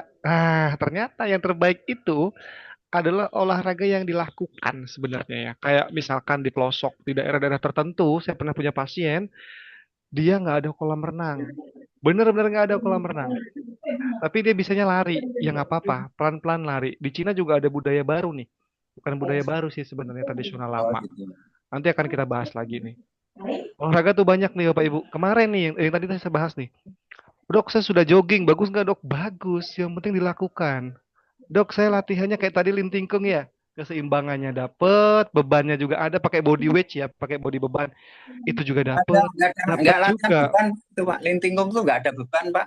Nah, bebannya yang saya maksud bukan Yang beban pertama langsung ya, kali Pak. itu ya karena latihan Jadi, otot, penguatan sendi sebenarnya. sendi ya. Jadi kalau angkat jinjit-jinjit itu, Pak, kalau di dalam konsep olahraga itu menggunakan beban tubuh, bukan beban yang barbel, bukan beban tubuh. Betul, Nah, betul, itu betul. namanya latihan, termasuk latihan beban, kekuatan Ya. juga. Baik bebannya dari eksternal maupun dari tubuh sendiri. Nah, itu masuk ke dalam latihan beban Jadi, juga sebenarnya. dan tidak dipaksakan, tidak memaksakan. Ya, betul. Jadi ini terapi gratis, Pak. Iya, benar. Ini nggak Nggak pakai bayar, paten, nggak Pak ya. bayar. Asal mau ikutin aja, ayo gitu. Siap, boleh boleh. Nanti habis ini Gitu. teman-teman bisa nih ya nanti ya gabung di Iya. acara di latihan. Bisa nih dibuatkan Oke. senam bareng gitu ya. Nah, yang ketiga itu keseimbangan Bapak Ibu. Tai Chi juga masuk nih keseimbangan ya. Tadi makanya kalau Ada keseimbangan. masuknya ke Tai Chi itu Oke. bisa tuh. Jadi untuk mencegah kejatuhan juga jatuh ya. Sama flexibility. Nah, peregangan-peregangan ini jangan lupa dilakukan. Nah, kuncinya selalu sempetin untuk pemanasan 5 sampai 10 menit. Apapun itu pemanasannya, itu tolong disempatkan. Karena itu bagus banget untuk mencegah terjadinya cedera. Kemudian, jadi 4 ini Bapak Ibu ya. Jadi jangan cuma jogging terus tiap hari. Bagus nggak dok? Oh bagus daripada enggak. Kalau opsi daripada enggak, ya daripada enggak, mending bagus aerobik jogging. Cuma kalau misalkan ada tambahan lainnya, kayak misalkan tadi ya, jinjit-jinjit itu kan termasuk ya. Ada yang wall sit ya, duduk di apa namanya dinding. Itu kan buat tulang otot paha bagus banget tuh. Jadi kalau di luar negeri itu pernah saya dengarkan salah satu yang paling penting organ yang harus dijaga semakin menua itu jantung, no comment jantung ya. Kedua paru-paru itu udah dasarnya. Yang ketiga ternyata mengagetkan paha, otot paha. Otot paha itu harus dilatih karena otot paha ini nggak cuma masalah fisiknya aja. Semua gerakan kita kaitannya sama otot paha. Jadi otot paha ini terus dilatih. Tadi makanya wall sit kalau pernah dengar teman-teman duduk di dinding ya, nyender di dinding, otot pahanya digemeter tuh. Itu juga bisa dilakukan. Keseimbangan seperti tai chi, flexibility. Jadi nggak cuma satu jenis olahraga. Dan olahraga terbaik itu bukan olahraga yang lari, bukan. Kalau sukanya lari, nggak apa-apa. Berenang, nggak apa-apa. Dari Pak Joko sukanya berenang, lakukan. Tapi olahraga yang terbaik adalah olahraga yang dilakukan. Jadi pelan-pelan, tadi benar tuh, pelan-pelan aja. Nggak usah yang langsung berenang nyelam, nggak. Pelan-pelan aja. Pakai beban tubuh atau pakai dumbbell, boleh. Sempetin ini ya. Karena berdasarkan penelitian, jalan 30 menit sehari bisa menurunkan resiko stroke, Bapak Ibu. bisa menurunkan resiko stroke. Di Jepang itu ada namanya intermittent walking. Jalan 30 detik jalan pelan, 30 detik jalan cepat. 30 jalan pelan, jalan cepat lagi. Nah, itu termasuk salah satu metode yang bisa digunakan. Jalan kaki aja sampai nanti totalnya 30 menit. Jalan pelan aja santai sambil lihat bawah, siapa tahu ada duit jatuh ya. Kemudian jalan cepat. Jalan cepat itu juga menjadi salah satu budaya di Jepang yang bagus untuk teman-teman lansia. Kemudian, kenapa kok perlu aktivitas fisik ini dilakukan? Nah, Mbak Diah mungkin oke. Aktivitas fisik ini dilakukan karena aliran darah dan oksigen tuh ke organ-organ akan meningkat. Jadi kayak dipompa. Oksigen itu di dalam tubuh, nutrisi-nutrisinya dipompa. Yang tadinya cuma slow aja. Ayo jalan, sekarang pompa. Karena di olahraga jadi dipompa. Koneksi sarafnya karena pompa darahnya jadi bagus, sarafnya jadi hidup lagi, jadi aktif lagi. Karena suplai tadi ini oksigen sama nutrisi-nutrisinya. Neuroplastisitas dan neurogenesis sel otak meningkat. Apa itu artinya, Dok? Otak itu jadi lebih bisa menangkap regenerasi perbarukan. Jadi sel-sel itu kan dia akan ada waktunya mati ya. Nah, sel-sel yang tadinya sudah pada nggak connect itu dengan olahraga itu menjadi lebih connect lagi. Plastisitasnya, pengembangannya dia juga akan lebih meningkat lagi ya karena olahraga. Otot serta tulangnya juga akan bagus. Moodnya karena ada endorfin, jadi kalau lagi nggak mood itu paksain olahraga, itu biasanya langsung mood tuh. Karena ada hormon yang meningkatkan mood ketika kita olahraga. Sistem imun pasti akan keluar. Olahraganya bebas ya Bapak Ibu ya. Jalan cepat boleh, naik turun tangga boleh, jumping jack boleh, squat boleh, wall push up boleh. Pokoknya yang ringan, karena Bapak sama Ibu beda-beda kebutuhannya. Berat badannya berbeda, usianya beda-beda, kemampuannya beda, alatnya beda. Tadi kalau dibilang berenang paling bagus, berenang bagus, tapi kasihan yang di kampung nggak ada kolam renang. Nah, makanya yang dilakukan aja yang bisa. Di kampung nggak ada kolam renang, ya sudah jalan kaki nggak apa-apa. Atau tadi tai chi juga boleh tuh bagus dilakukan. Yang penting baik, benar, terukur dan teratur. Ada targetnya. Oh, saya harus 3 kali seminggu. Saya harus 30 menit. Nah, dilakukan kayak tadi intermittent walking, jalan 30 detik cepat, jalan 30 detik pelan. Itu kan berarti sudah dilakukan dengan baik tuh. Sehingga dia tidak menyebabkan resiko cedera atau malah bahaya. Udah tua dia main futsal. Ya, resiko. Niatnya olahraga, ya resiko. 12 kolaps. Sudah sering ya lihat di TV-TV yang sudah berumur main bola, sepak bola, tiba-tiba ambruk. Ada ya almarhum siapa ya? Saya lupa itu ada artis juga tuh. Serangan jantung juga tuh. Ya karena dia olahraga yang fisiknya nggak dipersiapkan dengan baik, tiba-tiba langsung jazz gitu ya. Jalan kaki kalau untuk yang aktif tuh sekitar 10.000 lebih, tapi kalau untuk lansia yang direkomendasikan 6.000 langkah. Yang punya smartwatch itu digunakan. Oh, 6.000 langkah dok, saya dari kantor ke kereta jalan kaki, naik turun tangga, nanti dari KRL ke rumah, di rumah juga ada. Nah, itu bisa hitung aja. Kurang lebih segitu. Tadi nih ya, masalah perut. Obesitas itu bukan tanda makmur. Mohon maaf nih kalau ada yang misalkan, aduh makmur banget nih sekarang, badannya berisi nih. Nah, padahal kalau sampai berisinya, sampai berlebihan, itu adalah tanda sakit. Berarti nggak aware sama tubuhnya. Karena meningkatkan banyak risiko. Tensi jadi meningkat, gulanya jadi meningkat juga, penumpukan lemak di pembuluh darah atau aterosklerotik juga meningkat, peradangan kronis, asam uratnya naik. Kalau di perempuan ada namanya PCOS ya, Polycystic Ovary Syndrome ya. Napasnya bubuk, tidurnya juga jadi terhambat, jantungnya bermasalah. Banyak Bapak Ibu. Asal muasalnya dari obesitas. Nah, abdominal obesity itu perutnya. Abdominal itu perut. Jadi obesitas kalau laki-laki itu biasanya perutnya gendut. Perutnya besar itu menjadi salah satu indikator ini. Ini kan ada banyak nih, hipertensi, gula, macam-macam. Asalnya dari obesitas. Nah, obesitas ini yang indikator laki-laki itu biasanya dari perut. Berat badan normalnya harus dihitung, bisa di-scan. Teman-teman nanti bisa dihitung di Google banyak tuh cara menghitung berat badan normal. Bisa, atau di-scan juga bisa, langsung muncul rumusnya nanti. Nah, manajemen stres, pola tidurnya sehat, manajemen stresnya juga harus bagus, menghindari kebiasaan buruk. Nah, ini mungkin yang punya kebiasaan buruk ya. Saya bisa pastikan Bapak Ibu, kalau disuruh milih tidur sama makan, Ben, saya milih tidur. besok Pak ulang tahun Jepri. Kenapa? Karena tidur itu ternyata lebih penting. Kalau disuruh milih loh ya, tapi kalau disuruh dua-duanya boleh ya, dua-duanya lah, tidur sama makan sama-sama sangat-sangat penting. Tapi kalau disuruh salah satu opsinya, tidur nggak punya cadangan Bapak Ibu. Cuma kalau makan, tubuh kita masih punya lemak, masih punya protein untuk diubah menjadi energi. Tapi kalau tidur nggak ada cadangannya. Maka tidur itu penting. Kadang udah menjaga semuanya, tapi kurang tidur. Nah, ini bisa berbahaya juga. Kelas ya. Stres juga berpengaruh tadi ya. Banyak penyakit yang muncul karena stres. Namanya psikosomatis. Fisiknya oke, tapi pikirannya nggak oke. Ternyata fisiknya bermasalah. Itu juga bisa. Jadi nggak konsentrasi gitu-gitu ya. Simpelnya sebenarnya kalau di dalam beberapa agama ada yang meditasi, ada yang sebenarnya tahajud juga bisa, latihan napas gitu ya. Tarik napas panjang, tahan, buang pelan-pelan. Itu strategi sederhana untuk memanage stres. Sudah dibuktikan. Kemudian komunitas. Nah, ini yang saya bilang tadi, selamat ke Bapak Ibu yang sudah bergabung di acara ini. Kenapa? Karena ini komunitas yang baik. Komunitas yang aktif, silaturahmi. Tadi juga Pak Joko udah banyak kasih tahu ternyata berenang sama apa tadi namanya? Saya lupa itu. Itu juga bagus Lintingkung banget. sama Lintingkung ya Pak ya. silaturahim. Nah, benar itu jadi Lintingkung dan tahu kan. silaturahim. Betul, Pola jadi makan. tahu kan. Jadi pola Teman makan. teman-teman jadi tahu kan kalau ternyata ada namanya lintingkung yang belum tahu tuh. Pelajari lagi nanti. Ini kan fungsinya silaturahim dan komunitas ya Pak Joko ya. Jadi kita Iya. jadi bermanfaat nih. Silaturahmi itu umurnya panjang, rezekinya luas. Nah, itu tuh.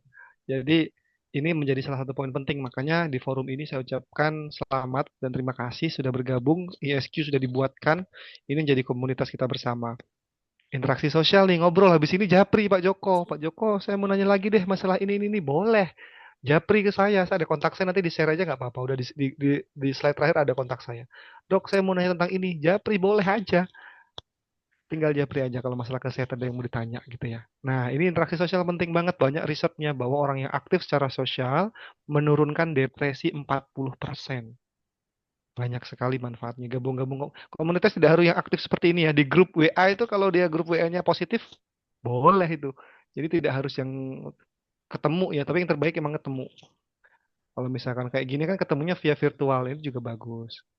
MCU Bapak Ibu, jangan lupa saya ingatkan lagi tadi ya, selain untuk olahraga, makan MCU disempetin. Karena tensi 200 banyak yang nggak ada gejalanya. Gula 500 ada juga yang sehat-sehat saja. Secara fisik nggak sakit ya, dia nggak lemes, nggak apa-apa.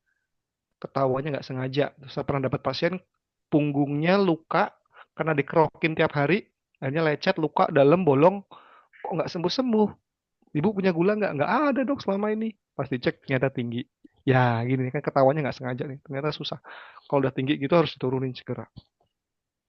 Nah, dia tadi ya langkah praktisnya tadi ya setengah buat sayur buah, seperempat buat protein, seperempat lagi buat karbohidrat. Nah, jadi banyakin makan makanan yang berwarna, warna-warni. Kalau di Jepang namanya makanan pelangi. Sayur ini, sayur itu, buah ini, buah itu kan warna-warni alami tuh, bukan warna-warni buatan. Itu yang direkomendasikan. Jangan lupa sempetin kasih tubuh waktu untuk detoksifikasi dengan cara puasa. Puasa seminggu 2 kali, ada yang Daud juga boleh. Itu ngasih tubuh buat kesempatan buat memperbaiki diri. Tadi saya bilang autofagi. Itu juga menjadi tip praktisnya. Olahraga, nggak usah yang muluk-muluk langsung panjang-panjang, nggak. Saya tidak berharap Bapak langsung 30 menit, nggak. Kalau yang belum pernah, lakuin aja 5 menit dulu. Nanti jadi 10 menit. Setiap habis sholat, misalkan yang muslim, sempetin buat push up 5 kali. Kalau bisa sampai 5 waktu, itu kan berarti sudah 5 kali 5, 25 kali. Nah, itu udah bagus tuh. Pelan-pelan, pelan-pelan. Lakukan secara sederhana, dan konsisten. Secara psikis tadi ya, sempetin baca buku, biar tadi otaknya tidak mengecil. Pakailah otaknya tanda kutip untuk berpikir, baca buku, ilmu baru tuh, teka-teki silang, ilmu baru, main catur, ada strategi baru yang dicoba.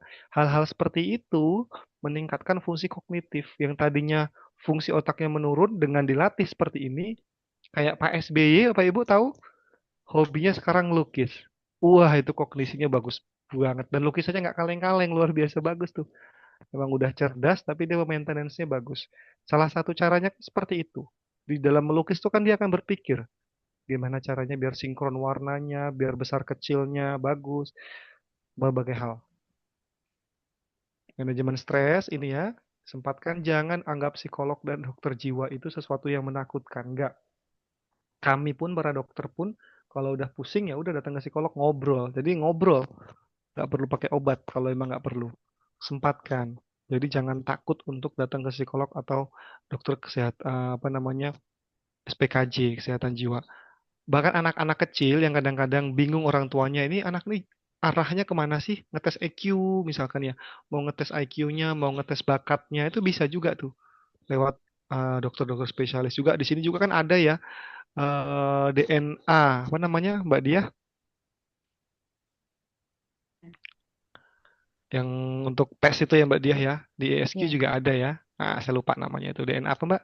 talent DNA. Talent DNA. Nah, bisa tuh. Bisa dites juga dilakukan seperti itu karena itu by research, bukan coba-coba by data. Bisa dilakukan juga anak-anaknya, apa bapak ibunya atau yang masih muda atau siapapun bisa nih arahnya kemana. Bisa dilakukan. Interaksi sosial tadi sudah saya dijelaskan. Nah, ini take home message-nya, pensiun itu bukan berarti berhenti, tapi justru saatnya merawat tubuh, mengasah pikiran, dan memberikan makna pada setiap hari. Gimana caranya? Pola makannya sehat, geraknya teratur, aktivitas yang menstimulasi otak ya, jangan cuma gerak-gerak doang, tapi otaknya tidak diestimulasi juga, digerakkan juga otaknya. Kita bisa menua dengan kuat, mandiri, dan bahagia. Jadi kita selesai acara ini punya satu komitmen kecil, menjaga diri agar tetap jernih berpikir, karena stres itu membawa penyakit banyak banget, jadi tetap stresnya ditekan, geraknya harus bebas sana sini bisa dan hidup dengan tujuan kaizen. Jadi jangan cuma hidup-hidup doang. Oh hari ini saya mau ngomong cucu, kayak tadi ada videonya ya. Dia tujuannya ada tuh mau gendong cucunya untuk narok bintang di apa namanya Natal ya pohon Natal. Wah ada tujuannya, jadi dia bergerak. Jadi jangan tidak ada tujuan. Usia boleh bertambah, tapi kualitas hidup tetap kita yang menentukan. Semua ada di tangan kita. Oke, Mbak Dia, itu aja mungkin bisa saya sampaikan. Bapak Ibu, mungkin kalau ada pertanyaan, boleh kita lanjut ke sesi tanya jawab. Oke, terima kasih Bapak Ibu semuanya. Boleh tepuk tangannya untuk Dokter Arbusa untuk materi hari ini. Luar biasa sekali. Baik dokter, karena waktunya cukup padat ya tadi materinya cukup padat sekali. Bapak Ibu mungkin sudah tahu. Saya akan bacakan di kolom komentar dari Bu Umi Suryati ini mungkin lebih ke pernyataan ya. Faktor gaya hidup, kesehatan mental, olahraga, dan happy. Maaf ya dok, saya sambil di kantor. Nah ini Oke. pertanyaan dari Pak Triansa, Agus. Izin bertanya, dokter, bagaimana hidup sehat bagi pasien DM dan usia pensiun masih bolehkah dinner? Terima kasih. Mungkin bisa langsung dijawab langsung, dokter. Oke, keren. Ini pertanyaannya bagus nih. Mungkin berarti dikonfirmasi dulu bahwa tadi Boleh didekatkan lagi, dok? oh iya, Iya. lupa nih, mic-nya lupa dideketin. Oke. Oke, jadi memang tadi ini saya konfirmasi ya bahwa memang ada penyakit DM dan di usia pensiun ya. Apakah masih boleh dinner? Oh, pertanyaan terlalu spesifik nih, Mbak. Apakah masih boleh dinner? Ya udah jawabannya boleh, Bapak. Kalau spesifik ke sana boleh. Tapi poin pentingnya sebenarnya kalau kita mau spesifikkan lagi adalah dinner itu kan tadi saya bilang. Jadi makan malam itu sebaiknya dilakukan 2 jam sebelum tidur yang pertama. Yang kedua, asal sering dicek gulanya. Oh gula saya sekarang stabil nih ya porsi makan akan menyesuaikan. Apalagi kalau dinernya makannya makan salad Bapak Ibu. Lah yo gas kan itu ya boleh banget. Nah, jadi bukan kalau pertanyaannya hanya dinner boleh, tapi mau dinner, makan pagi, makan malam sebenarnya itu boleh selama dikontrol untuk porsinya, dikontrol untuk komposisinya, dan juga dikontrol untuk diabetesnya. Jadi pertanyaannya masih boleh, boleh banget. Dinikmatin aja Pak, nggak apa-apa Pak, tapi dinikmatinya dengan cara yang baik, dengan mengontrol jumlah makanannya, gitu ya. Jadi ritme makan harus benar-benar bagus. Nah, semoga bisa menjawab ya. Oke, luar biasa sekali. Mungkin begitu Pak Trianta Agus. Dan ini mungkin pernyataan dari Pak Jogo Sumanta ya. Tadi soal terapi lingtingkung, kemudian yang kedua terapi berenang, ketiga silaturahmi, keempat jaga pola makan dan minum, serta pola makan minum lansia tidak boleh mager atau malas gerak. Luar biasa sekali. Terima kasih Bapak. Dan ini pertanyaan dari Pak Suharno, dokter, bagaimana cara menghilangkan kebas di tangan ya? Mungkin Oke, itu siap. langsung bisa dijawab. Baik, terima kasih ya. Jadi kebas di tangan ya pertanyaannya. Sebenarnya ini pentingnya anamnesis antara dokter dan pasien. Jadi kadang-kadang ketika hanya diberikan satu data, data itu tidak bisa dikatakan valid. Nah, kebasnya ini harus dicari tahu kenapa. Pastinya kalau kita secara medisnya, kebas itu karena masalahnya di saraf. Nah, sarafnya kenapa nih dok? Itu pertanyaan selanjutnya. Sarafnya kenapa? Oh boleh kalau ternyata ada masalah DM. Oh berarti karena diabetesnya. Berarti diobati dulu diabetesnya, distabilkan dulu. Oh ternyata kebasnya karena ada saraf yang kejepit, CTS namanya, carpal tunnel syndrome. Jadi di pergelangan tangan itu ada saraf yang dia ada apa namanya, saraf yang kejepit di situ. Jadi kadang nyeri, kadang kebas itu bisa juga. Nah, faktor kebas ini banyak banget. Faktor kebas ini banyak banget. Solusinya kalau misalkan hanya ditanya masalahnya di kebas, tapi penyebabnya kita belum tahu, ya jadi bukan solusi utama. Kalau misalkan ketahuan karena gula, ya udah berarti solusinya adalah gula. Tapi kalau ternyata bukan karena gula, solusi kebas adalah vitamin B kompleks. Vitamin B kompleks itu salah satu yang digunakan untuk kesehatan saraf. Jadi harus rajin minum vitamin B kompleks. Tuh kalau untuk kebasnya. Tapi tadi ya Bapak ya, Pak Soeharno ya, kita harus make sure dulu, pastiin dulu kebasnya kenapa. Apakah ada faktor gula, apakah ada faktor saraf kejepit, itu harus dicek juga secara fisik tuh. Diputer-puter, digerakkan sama dokternya. Kalau memang masalahnya bukan karena gula, gulanya normal, ya udah, berarti masalahnya kemungkinan ke saraf. Bisa kadang-kadang karena kurang movementnya, gerak-gerak tangan oke bagus, cuma ternyata pergelangan tangannya kurang bergerak. Jadi kaku di situ, kan harus digerakkan juga. Nah, ini harus dicari lagi secara spesifiknya kenapa. Cuma solusinya kalau untuk sementara adalah dengan vitamin B kompleks karena relate-nya, nyambungnya dengan masalah saraf. Terima kasih. Mungkin itu Pak Soeharno untuk jawaban atas pertanyaan Bapak terkait kebas di tangan ya. Baik, boleh saya berikan satu pertanyaan? Oh, ini sudah ada. Pertanyaan penutup. Sebentar. Ini dari Pak Adi. Aktivitas sosial, iya pasti. Tapi kita juga harus mikir biaya hidup ya dok. Baiknya presentase aktivitas itu berapa banding berapa ya? Oke, itu Mungkin ada. Iya. pertanyaan yang bagus banget ini, Dok. Saya juga sama nih, Pak. Terus mikir apa namanya biaya hidup nih. Makanya kalau diajakin Mbak Diah di weekday itu, aduh, Mbak Diah mohon maaf banget nggak bisa nih. Kita lagi mikirin biaya hidup nih. Kurang lebih gitu ya. Nah, jadi sama nih, bagus nih pertanyaannya nih. Kalau untuk persentasenya sebenarnya tidak ada klik mutlak yang harus dikatakan berapa. Di Jepang itu salah satu yang digunakan mereka weekly, Pak, mingguan. Setiap minggu. Kalau di kita itu biasanya ada yang programnya yasinan. Mohon maaf nih, ada yang yasinan. Itu juga bagus Pak untuk silaturahmi. Budaya-budaya seperti itu. Kalau di Jepang itu dia menggunakan dengan cara setiap hari Kamis itu mereka kumpul bareng di salah satu rumah, mereka membahas masalah pertanian bareng. Itu kalau di salah satu buku ya yang dibahas di Okinawa, di Jepang itu dia ada setiap hari Kamis, mereka kumpul bareng. Ngapain kumpul bareng? Yang cowok-cowok biasanya main catur. Ya, silaturahmi lah intinya. Yang perempuan ngapain bisa nyanyi-nyanyi. Arisan, bener Bu Ani. Itu juga bener tuh. Yang penting jangan banyakin gibahnya Bu ya. Itu ya. Tapi intinya seperti itu. Seminggu sekali cukup. Kalau di grup atau di Zoom, Bapak Ibu video call saudara, 2 orang, 3 orang, acara MPP seperti ini, itu kan menjadi salah satu poin yang tidak perlu membuang waktu ya. Kayak misalkan ada kajian subuh, ada kajian Ba'da Isya, Ba'da Maghrib, itu salah satu tuh Pak bentuk untuk sosial juga. Jadi kalau diem-diem aja sosialnya kurang, tapi harus aktif tuh, ikut bertanya, ikut ngobrol sama tetangga, sama teman-temannya. Kalau kajian itu kan termasuk salah satu bentuk sosial yang sederhana. Kalau kita adaptasi dengan budaya kita, gitu. Biasa sekali begitu ya, Boleh Pak tanya, Adi. Bu. Oke, Dia. boleh Bapak. Silahkan singkat saja ya Pak. Ini karena di akhir sesi. Silahkan Oke. Pak Joko. Dok, saya itu kan ikut kelompok wanita tani. Tugas saya itu nyangkul. Olahraganya pingpong, lintingkung, renang. Kemudian kegiatan-kegiatan yang lain banyak. Jadi tidak ada henti-hentinya. Ada di rumah tahfiz juga. Wah, Jadi Masya Allah. kalau kecapean itu rasanya harus minum manis banyak. Padahal saya udah banyak minum, Dok. Itu kenapa, Dok? Kalau nggak minum manis itu nggak pulih-pulih tenaga itu, Dok. Nah, Oke, Nah, oke, teman-teman Pak. itu mengkhawatirkan bahwa Pak Joko jangan banyak-banyak minum manis gitu. Nah, kalau nggak manis bisa lemes, Pak. Ya, ya, ya, ya, Kenapa, ya, Dok, ya. itu, Dok? Oke, baik. Makasih Pak Joko. Ini persis sama seperti bapak saya, Pak Joko. Bapak saya di Lampung ya. Bapak saya di Lampung tuh petani, Bapak. Petani di kebun karet. Minumnya kalau manis, kalau saya minumnya beliau itu teh manis, Pak. Itu manis ya, Pol. Saya protes. Pak, kok manis banget loh, Pak, ini, Pak. Kalau saya itu bagi saya versinya manis banget. Tapi setelah saya cek aktivitas beliau, saya kaji lagi loh, aktivitasnya super kok, Pak. Kayak Bapak tadi, Ya, itu. nongkrong ya sana ya sini. Itu butuh energi, Pak.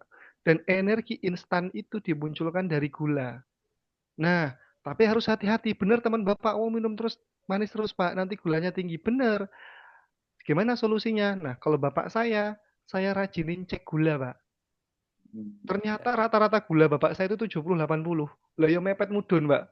Ya Nah, jadi ya wis Pak ngombe wis oke sik manis, Pak. Yang penting sering-sering dicek. Nggak apa-apa. Karena saya share aktivitasnya pengalaman, Pak, ya. Dok, Mm-mm. mau share pengalaman. Boleh, boleh. Sebelum saya pensiun itu, Pak, di karyawan teman-teman saya di Batan, itu dulu rata-rata itu kurang minum. Itu kurang minum. Karena saya sering mengecek sering ke sana kemari itu ngecek ginjal, fungsi ginjal bersama tim saya, dokter spesialis juga urologi gitu. Nah, dari situ terus dicanangkanlah Jumat Jalan Sehat. Itu Jumat Jalan Sehat. Nah, setahun kemudian itu ternyata ginjalnya sudah pada bagus, Pak, karena cek pakai renograf hasil inovasi kami, tim kami gitu. Kita membuat alat yang namanya renograf, alat untuk mengetahui fungsi ginjal, masing-masing ginjal, Pak, tidak hanya seluruh ginjal, tidak, masing-masing ginjal. Jadi, oh ginjal yang satu ini sudah mengalami gangguan, oh ini sudah rusak, sudah sekian persen, yang satunya masih bagus. Kalau pakai metode yang lain itu sehat-sehat aja karena yang satu ginjalnya masih bagus gitu, tapi yang satunya sudah nggak fungsi, Bu, itu, Bu. Nah, bisa nggak itu disembuhkan kembali? Ada caranya, itu bisa. Ada yang tidak bisa karena memang udah permanen gitu. Itu dokter spesialis yang mengatakan itu, tim kami alatnya yang buat saya dengan tim juga gitu. Luar biasa sekali. Jadi itu bisa dilakukan untuk cek kesehatan tiap tahun, check up gitu, bersama check up gitu. Tapi karena saya udah pensiun, saya nggak bisa. Apalagi sekarang sudah ganti BRIN. Nah, ini susah. Alat saya yang di rumah sakit sudah ditarik lagi, Pak. Nggak berguna katanya. Dokternya bingung karena apa?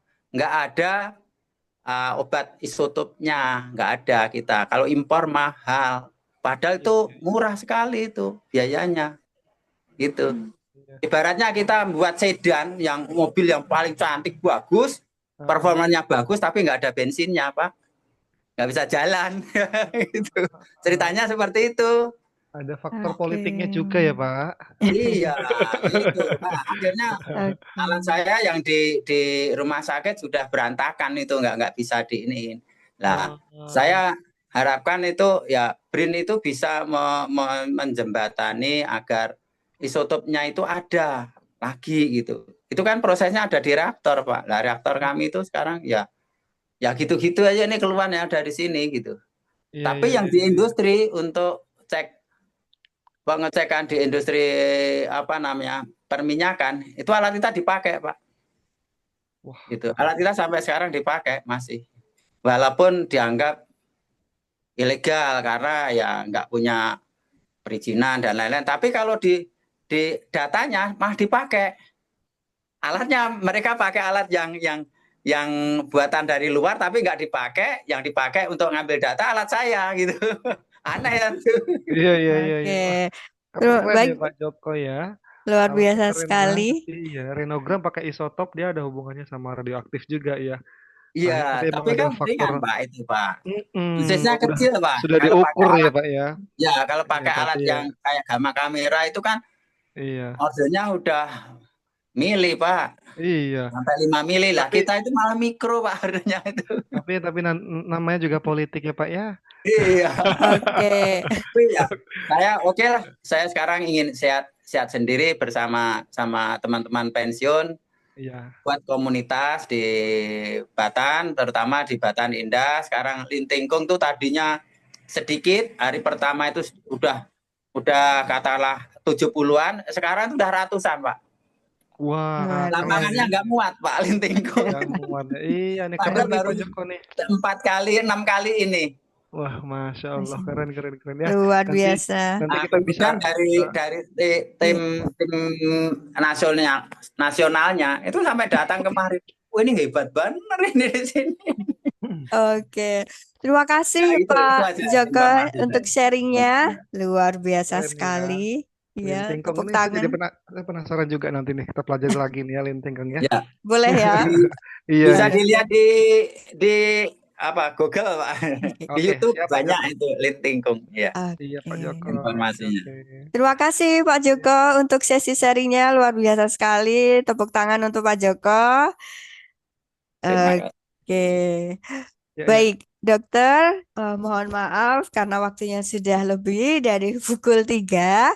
Mungkin sedikit dokter ini ada tambahan 1-2 pertanyaan singkat dari Ibu Baik sekali. Yuli dan juga Ibu mohon izin Ibu Yaya nih. Iya, Untuk iya. simulasi Oke. otak main game bagus nggak dok? Kemudian yang keduanya dari Bu Yayan, saya Olganya gowes bolehkah dok? Nah mungkin 2 pertanyaan itu. Oke. Silakan dokter sebelum closing statementnya. Oke, oke, oke. Good ini ya Bu Yuli ya. Stimulasi otak ya, untuk menstimulasi otak main game bagus nggak ada? Kok bagus Bu Yuli? Senior-senior saya yang sudah pada dokter-dokter spesialis gitu ya, yang sudah pada ya mungkin usianya 50-60 tuh masih main PUBG Bu. Masih main Mobile Legend ya, masih main. Tapi memang frekuensinya ya, yang menjadi masalah itu kan ketika frekuensinya terlalu berlebihan. Jadi nggak balance. Kenapa itu bagus? Karena mereka masih mengaktifkan stimulasi otak untuk strategiknya. Strateginya gimana kalau Mobile Legend ini atau PUBG itu gimana caranya biar menang gitu kan. Nah, kalau udah ada seperti itu tuh bagus untuk menstimulasi otak. Makanya bapak-bapak biasanya yang suka main PS dia. Saya juga suka main PS. Nah, itu bagus juga stimulasi otak. Yang nggak bagus kalau berlebihan dosisnya. Artinya kebanyakan main game terus ya itu akhirnya kan sedenter, nggak bergerak. Kalau hanya waktu tertentu boleh banget. Itu Bu Yulia bagus Bu Yulia. Jadi kalau anaknya main game bolehin, tapi dikasih waktu yang banyak, dikasih waktu yang disiplin yang bagus, jangan seringan. Terus Bu Yayan tadi untuk olahraganya goes, boleh nggak? Bu Yayan untuk olahraga goes itu bagus, tapi juga diawasi. Masalahnya di mana di lututnya, apakah ada masalah pada lutut, kemudian dilihat juga berat badannya bagaimana. Intinya olahraga itu selama itu dilakukan, itu olahraga yang baik. Konsepnya di situ. Kalau tadi sukanya lintingkung, lakuin lintingkung. Kalau sukanya goes, dok, kadang goes itu juga bukan hanya masalah fisiknya, ngelihat kanan kiri ya kan, Bu. Apalagi kalau misalkan di tempat yang hijau-hijau, itu kan mentalnya dapat juga tuh, itu bagus. Yang penting tadi, secara fisiknya, tadi sudah saya jelaskan ya, ada olahraga aerobik, ada resistensi, ada tadi keseimbangan, sempetin Bu. Kalau goes ini kan lebih seringnya utamanya ke kardio ya, ke aerobiknya. Nah, itu bagus tuh daripada nggak sama sekali dan itu bagus banget. Tapi sempetin untuk juga keseimbangannya, untuk resistensinya kayak tadi jinjit, wall sit, push up itu kan olahraga resistensi, pakai berat badan tubuh. Begitu ya. Oke. Terima kasih dokter. Sebelum kami sampaikan untuk closing statementnya, terima kasih kepada Bapak Ibu yang sudah berpartisipasi dan sharing. Tadi juga saya jadi tahu lintingkung ini ya. Mungkin setelah ini saya akan cari lebih lanjut dari Pak Joko Sumanto. Terima kasih dan terima kasih juga Bu Yuli, kemudian Pak Agus, kemudian Pak Suharno yang juga sudah sharing untuk hari ini, Bu Sania. Dan tentu saja saya ucapkan terima kasih kepada Dokter Arbursa. Boleh dok untuk disampaikan closing statement sebelum kita foto bersama pada sesi hari ini. Silakan dokter. Oke, terima kasih Mbak Diah. Jadi Bapak Ibu, terima kasih sekali lagi sudah bergabung dan terima kasih SQ sudah memfasilitasi untuk masuk ke komunitas ini. Terus kita rawat, jaga terus kesehatannya karena yang bertanggung jawab terhadap kesehatan cuma kita sendiri. Ya, Mbak Diah nggak bisa mengatur kesehatan saya nggak bisa mengatur kesehatan Mbak Diah. Saya sering nemu pasien yang sudah dikasih tahu A, B, C sampai Z, tapi dia nggak mau. Ya sudah, no comment kalau seperti itu. Jadi kembalinya ke teman-teman. Tidak perlu banyak tahu banget, tapi ketahuilah yang penting-penting saja. Ketahuilah yang penting dan lakukan. Jadi poin pentingnya adalah pensiun itu bukan tanda titik atau akhir, tapi tanda koma untuk menulis cerita baru yang lebih seru. Gitu aja. Terima kasih Mbak Dia, terima kasih teman-teman semua. Nanti di-share materinya ya. Ya, nanti boleh untuk Bapak Ibu yang berminat, untuk yang admin yang share undangan bisa dijapri untuk materinya ya Bapak Ibu. Jadi kita tidak bisa share di grup, tapi bisa via japri karena tidak semuanya membutuhkan. Jadi hanya yang butuh saja yang saya akan share. Mungkin itu. Terima kasih Mas Dr. Arbusa sudah menemani kita pada hari ini, luar biasa ilmunya padat sekali, dan Bapak Ibu boleh dihidupkan kameranya, kita foto bersama. Luar biasa. Untuk Bapak Ibu yang nanti sudah masuk masa pensiun tetap join ya Bapak Ibu. Jadi tidak hanya saat pra pensiun saja, tapi saat pensiun boleh nanti join, silahkan menggunakan HP sembari nyuci motor, sembari eh, berkebun ya Mas ya. Oke. Boleh Bapak Ibu berikan senyuman terbaiknya untuk Dr. Arbusa atas ilmunya hari ini, dan boleh jempolnya Bapak Ibu. Kita akan foto bersama, luar biasa sekali. Dalam hitungan ketiga, saya akan ambil fotonya. 1, 2, 3. Oke, luar biasa. Terima kasih Bapak Ibu untuk waktunya. Terima kasih dokter untuk ilmunya. Semoga bermanfaat untuk Bapak Ibu semuanya. Dan selamat melanjutkan aktivitas di Jumat berkah ini. Billahi taufiq wal hidayah. Wassalamualaikum warahmatullahi wabarakatuh. Waalaikumsalam warahmatullahi wabarakatuh. Terima kasih dokter. Terima kasih Mbak Dia. Mbak Dia. Bapak Ibu, Baiknya. siap. Saya akan kirimkan. Sebentar. Kasih. Dengan senang hati, Bapak Ibu. Tetap semangat, Dok. Tetap semangat, Pak. Ya, Terima kasih Bu saya Dia. pensiun sudah sejak tahun 2023. Luar biasa, Bapak. 22. Bapak, Sudah 3 terima kasih tahun. ya informasinya, Bapak. Mangga. Ditunggu di webinar selanjutnya. Ini kayaknya banyak yang tertarik nih untuk Amin. luar biasa. Linting.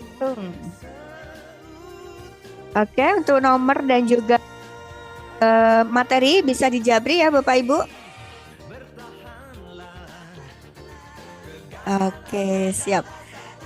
Baik Pak Sunarno, untuk kontaknya saya akan kirimkan ya sebentar. Untuk video hari ini Bapak Ibu bisa akses di YouTube kami ISQ Masa Persiapan Pensiun. Nanti setelah mungkin 1 jaman lebih video ini terrender dengan baik akan kami upload ya. Bisa dicek kembali. Oke, terima kasih Mbak Dia. Dengan senang hati Bapak Ibu.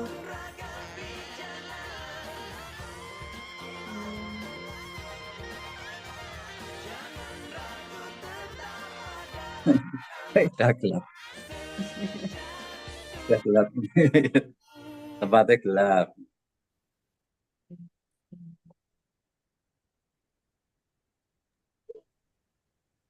Nih Bu, yang aneh itu Bu. Ini lihat Bu.